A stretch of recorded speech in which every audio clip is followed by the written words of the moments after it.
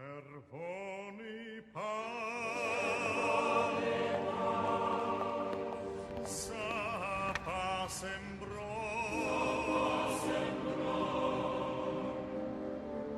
i topór, co błyska stara, wesoła myśl. This is the William Morris Gallery in London. It's where William Morris, the pioneering designer, founder of the arts and crafts movement, grew up. This is where he spent his early years. Nowadays, it's a museum devoted to him and the things he achieved.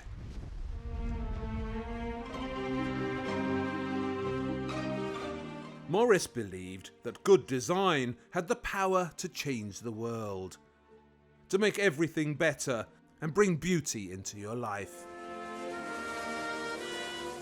The Morris look became universally famous. And at the William Morris Gallery, even the loos are decorated in his unmistakable patterns. These days, everybody knows about William Morris and how important he was.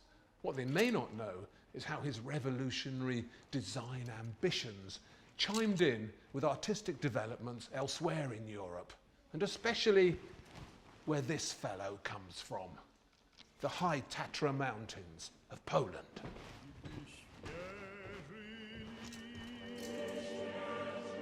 He's a góral, a man of the mountains, and everything about him, from his clothes to his proud national spirit, had a profound influence on a revolutionary art movement called Young Poland, or in Polish, Młoda Polska.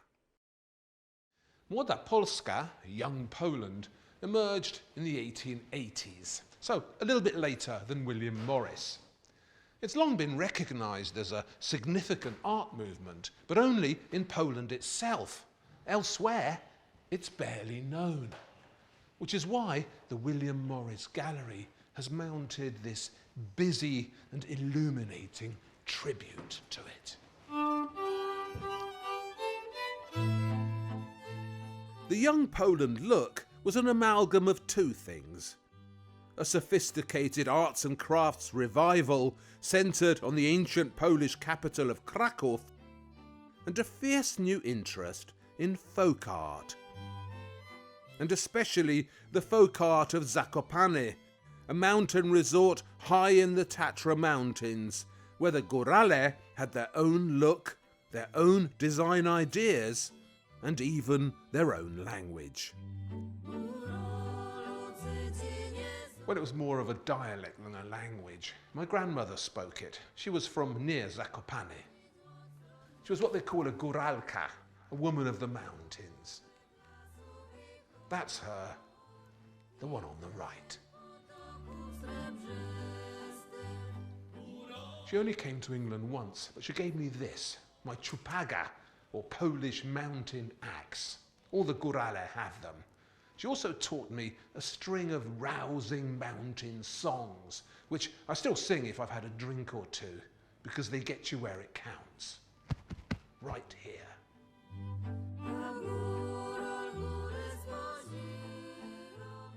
The sophisticates of Kraków developed a passion for the folk art of the Polish mountains.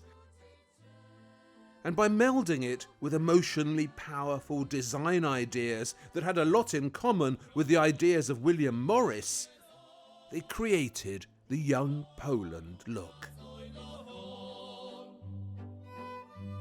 At their helm was this man, Stanisław Witkiewicz, a 19th century Renaissance man. Witkiewicz wasn't just a painter, he was also a dramatist and a furniture designer. He did architecture too. This is a house he designed in Zakopane in his beloved mountain style. He called it the House Under the Firs. Another talented Stanisław Wyspiański, was an exceptional draftsman as you can see from his intense self-portrait. Wyspiański invented beautiful flower patterns, just like William Morris, and designed some of Młoda Polska's most uncomfortable wooden chairs. But it wasn't just an art movement. There was more to it than that. At the time of Młoda Polska, Poland didn't actually exist. It had been carved up like a tasty cake by Poland's belligerent neighbours, the Germans, the Russians, the Austrians. They all took a slice till there was nothing left. As a country, Poland had disappeared. But as a nation, a mood, a people, it was determined to survive. And that's where young Poland, Młoda Polska, comes in. It was an artistic search for a new national spirit, an unmistakably Polish art that could rouse the people and fill the gap.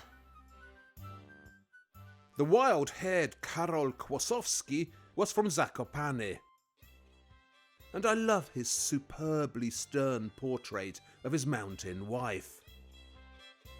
You don't mess with Polish women. Kłosowski could do a lot of things, but his unlikely speciality was making intricate paper cutouts, in which he invented a fabulous animal kingdom, using nothing more than a small pair of scissors. And here's Maria Pawlikowska-Jasnorzewska, who wasn't just the possessor of one of the toughest names in art. She was also a notably inventive draftswoman with a crazy imagination. Here's a self-portrait in which she holds an elf. And this is one of her many husbands, dreaming of the two of them together, naked. But look how carefully Maria Pawlikowska-Jasnorzewska has positioned his little finger. So young Poland was an aesthetic democracy, a creative commonwealth of the arts, where painting, architecture, interior design, and fashion were all combined in a new national spirit. So here at the William Morris Gallery, they've managed to squeeze in plenty of exhibits, but it's a tight fit. To get a bigger sense of what Młoda Polska achieved, you need to go to Zakopane and visit the silent villa, designed there by Karol Kłosowski and filled with his inspired folk art. Or go to Kraków and see Wyspiański's remarkable interior of the Franciscan church.